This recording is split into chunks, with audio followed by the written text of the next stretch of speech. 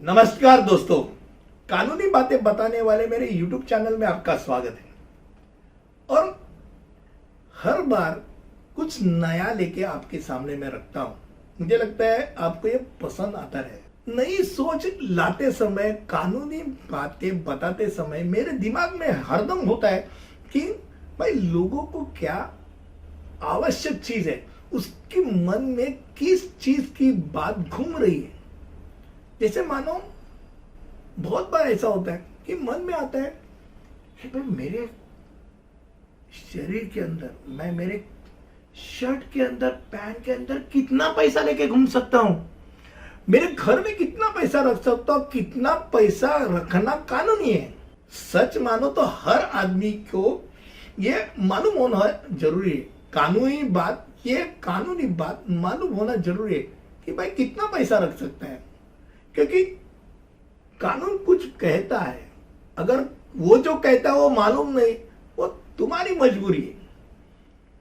आज इस विषय पे आपके सामने मैं बहुत अच्छी बात बताने जा रहा हूं, और वो भी मेरे बहुत सारे दोस्तों के साथ मैंने गपशप लगाई। नाम लिया जाए तो बीएनए चैंपियंस का मोनिश शाह करके जो सीए, उससे भी बात की। मेरे और भी दोस्त थे, उनसे भी बात की। और कानून क्या कहता है इसके बारे में हम आज इस विषय पर मालूमात करने जा रहे, जानकारी लेना जा रहे हैं। अब पहली बात, भारतीय संस्कृति के बारे में आप अगर दिमाग लगाओ, आप जानेंगे, हिंदू हो, मुसलमान हो, क्रिश्चियन हो, हर भारतीय आदमी को एक चीज के दरमियान पैसा खर्चा करना बहुत मुनासिब लगता है, और वो है उसकी शादी। खिसे में नहीं 1 लाख और 10 लाख खर्चा करना चाहते हैं। 5 लाख का हर बार वो आईटी रिटर्न भरने वाला आदमी 25-30 लाख कहां से आ गया भाई तेरे पास? वो तो क्या करता है, उठाता है, यहां वहां से उठाता है, कर्जा उठा के त्योहार मनाता है। ये शादी का त्योहार ही तो है। अब कानून क्या कहता है ये बहुत जानना जरूरी है। जैसे शादी का उद्देश्य है, आप 2 लाख तक, अभी ये भी जो बात बताना चाहता हूं, अगर ये सब रोकी का व्यवहार के बारे में बात कर रहा हूं, जहां से पैसा नगद में आप खर्चा कर रहे हो, नगद से उठा रहे हो, जहां आप धनादेश से दे रहे हो, चेक से दे रहे हो, बैंक ट्रांसफर कर रहे हो, उसमें कोई प्रॉब्लम है, कोई दिक्कत नहीं। कितना भी खर्चा करो, वो क्योंकि रिकॉर्ड में आ रहे हैं ना, आईटी को मालूम है कि भाई पैसा कहां से कहां गया। पर जब आप नगद खर्चा कर रहे हो, वो कितना कर सकते हो? तो 2 लाख तक हर चीज के लिए कर सकते हो। डेकोरेशन के भाई को 2 लाख दिया, आइसक्रीम वाले को 2 लाख दिया, कुर्सी वाले को 2 लाख दिया, मंडप वाले को 2 लाख दिया। अब 2-2 लाख ज्यादा से ज्यादा नगद से दे सकते हो। अब कितना उठा सकते हो? तो उसमें अगर आपके रिश्ता, यानी जैसे बोलते हैं ब्लड रिलेशन है, नजदीक का मामला है, मेरी बेटी है, मेरा जमाई है, मेरा बेटा है, तो मैं कितना खर्चा कर सकता हूं उसके लिए, उतना पैसा दे सकता हूं। तो भाई उसके लिए कोई लिमिट नहीं, ये पहले जान लीजिए। भाई बहन है, नाना नानी है, पोता पोती के लिए खर्चा करना चाहते, चलेगा भाई, उसके लिए लिमिट नहीं है। पैसा कितना खर्चा है भाई, इतना पैसा ही खर्चा करो, कोई लिमिट नहीं। जहां से पैसा आ रहा है वो अगर उसका व्यवहार, अगर वो पैसा दिखा रहा है, ऑन रिकॉर्ड है, आईटी रिटर्न भर रहा है, उसके पास पैसा है, पैसे का स्रोत है, तो खर्चा कर सकता है, दान कर रहा है, गिफ्ट डीड कर सकता है। मैंने मेरे बेटी को, एक इकलौती बेटी है, शादी हो रही है, चलो मैं उसके लिए भैया 50 लाख मुझे तुमको देना है, तू जा और तेरा घर ले या तू बिजनेस में लगा ले। अब ये 50 लाख देते समय एक कागज अगर बना देते हैं, डॉक्यूमेंट बना देते हैं गिफ्ट डीड का, तो अच्छा बात है, वो अच्छी बात है। गिफ्ट डीड करो, नोटरी करके रखो।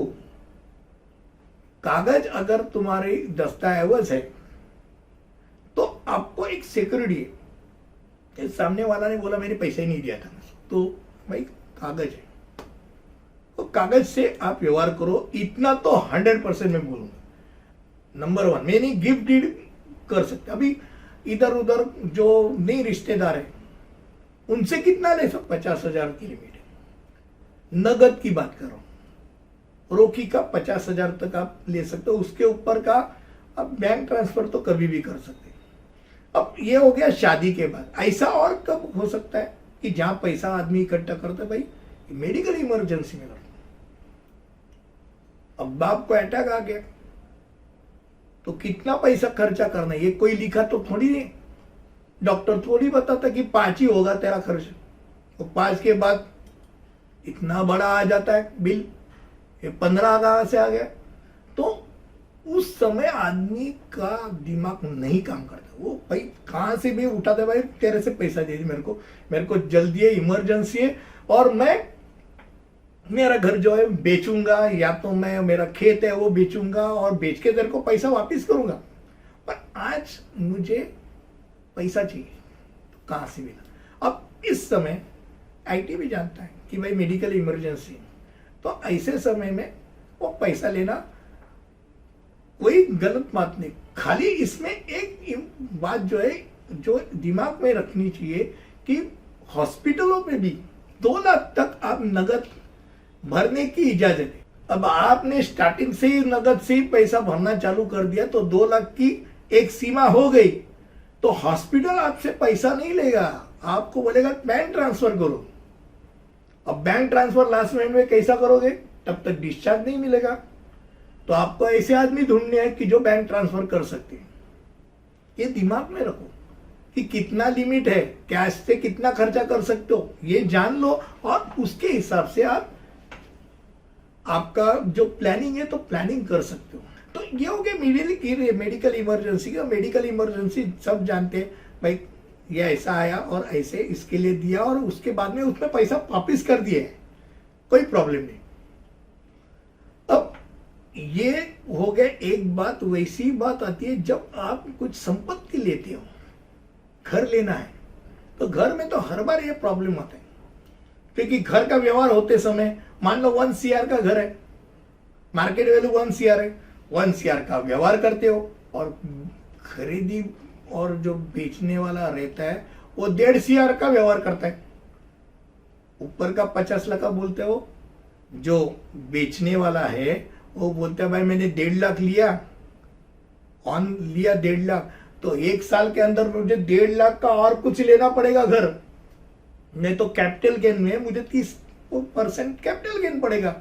वो बोलते हैं मेरे को 50 कैश में दे, 1 CR मुझे बैंक में मुझे ट्रांसफर करके, यानी व्हाइट में दे।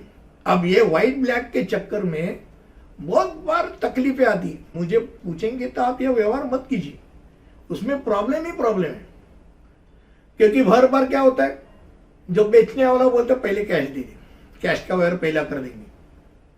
भाई तूने एक बार कानूनी कागज बना दिए, बैंक ट्रांसफर मार दिया, तो 50,000 क्या 50 लाख के लिए आप हाथ ऊपर कर देंगे, हो गया तूने तो बेच दिया घर, नहीं दूंगा, तो कहां से लाएगा वो, मैं कहां से वो पैसा खींचेगा उससे। तो पहले आप कैश से व्यवहार करते और कैश से लेते और उसने बेचा नहीं तो इसके पेट में भी दर्द कि भाई, क्योंकि उसको बताना पड़ता है 50 लाख कैश कैसा दिया तू ये बता। तो ये सब प्रॉब्लम ही प्रॉब्लम हो जाते हैं। पर कानून क्या कहता है, कानून केवल 20,000 तक आपको, अगर संपत्ति की बिक्री और खरीदी है तो नगद की अनुमति सिर्फ 20,000 तक की है। ऋण चुकाने पर भी केवल 20,000 तक की अनुमति है, इतना याद रखिए, बाकी नगद की। जो ऑन व्यवहार है यानी जो व्हाइट का व्यवहार, उसमें कोई प्रॉब्लम नहीं, दिक्कत नहीं। 2 लाख तक की एक सीमा होती है। 2 लाख तक आप घूम रहे हो, पैसा लेके घूमना चाहते हो, कितना कितना रख सकते हो, घर में कितना रख सकते हो पैसा, ये बहुत अहम बात है। भाई इसके घर में रेड पड़ी है, कहां से इतना पैसा ना, भाई पैसा रखने के लिए कोई दिक्कत नहीं है। दिक्कत क्या है, वो पैसा कहां से आया ये बताने में, अगर आप बता पा रहे हो कोई दिक्कत नहीं।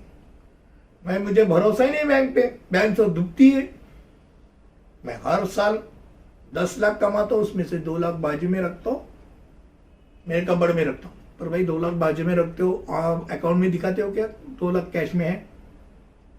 जैसे बैंक में रखा तो बैंक का दिखता है ना, वैसे कैश में अगर आप दिखा रहे हो तो कोई दिक्कत नहीं, आपके पास रिकॉर्ड है। बाकी का तुमने आईटी रिटर्न भरा है, दो क्यों रखा है ये कोई भी नहीं पूछ सकता। अगर रिकॉर्ड में रखा है तो कोई दिक्कत नहीं, नहीं रखा है तो दिक्कत है। अगर मान लो आप स्रोत नहीं दे सकते, कहां से आ गया भाई पैसा, और आईटी की छापेमारी होती है तो 137% तक का जुर्माना लगा सकता है आईटी, 137%। यानी ये समझ लो कि भाई आप पैसा रख सकते हो, रखने में कोई एतराज नहीं। इसने दिया पूछा जाएगा, दोनों को नोटिस जाएगा। आपने 1-1 लाख 5 लोगों से लिया करके बताया और 5 लाख है घर में मिले, तो 5 लाख कैसे आ गए तो पूछना है ना। तो आपने वह 5 जन को, तो 5 जन को भी नोटिस जाएगा, तुमको भी जाएगा। अगर वो 5 जन बता पाए कि भाई उन्होंने, उनके पास थे पैसे, ये उनके पास रिकॉर्ड है, उनका स्रोत क्लियर है, तो उनको प्रॉब्लम नहीं। वो नहीं दिखा पाए तो प्रॉब्लम ही प्रॉब्लम।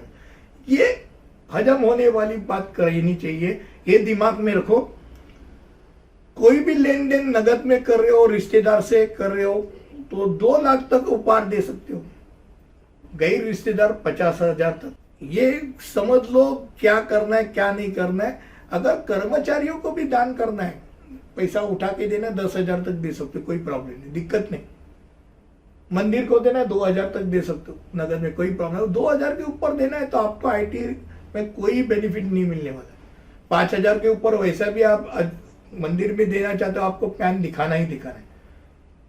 अब आईटी से इतना कानूनी कड़क हो गया है कि आप ऐसा, ये अगर बहुत जन समझते थे कि भाई मैंने तो 50,000 के ऊपर अगर बैंक में पैसा भरना है तो पैन दिखाना पड़ता है, 40 भरेंगे 40 निकालेंगे। पर भाई साहब, आप जो बैंक में व्यवहार करते हो, आईटी स्कैनर तो होता ही होता है। आपका आईटी डिपार्टमेंट, आप 10 रुपया भी, अगर 1 रुपया 10 रुपया अगर वो भी उनको निकालना है, वो भी निकाल सकते हैं। 1-1 रुपया कहां से भर रहे, इतना दिमाग में रखो। जो कुछ आप करते हो व्यवहार, वो व्यवहार सरल हो। अगर डिफिकल्टी आ रही, दिक्कत आ रही है, तो आपके पास आपके सीए मित्र 100% रहेंगे, उनकी मदद ले लो। सीए बनाए उसके लिए भाई कि उनकी मदद ले लो, कि जहां आपको कानूनी ढंग से जो रिटर्न्स भरने हैं, आईटी भरना है, इनकम टैक्स भरना है, तो भरो। वो चुकाने के चक्कर में और कुछ प्रॉब्लम खड़े हो सकते, इतना दिमाग में रखो।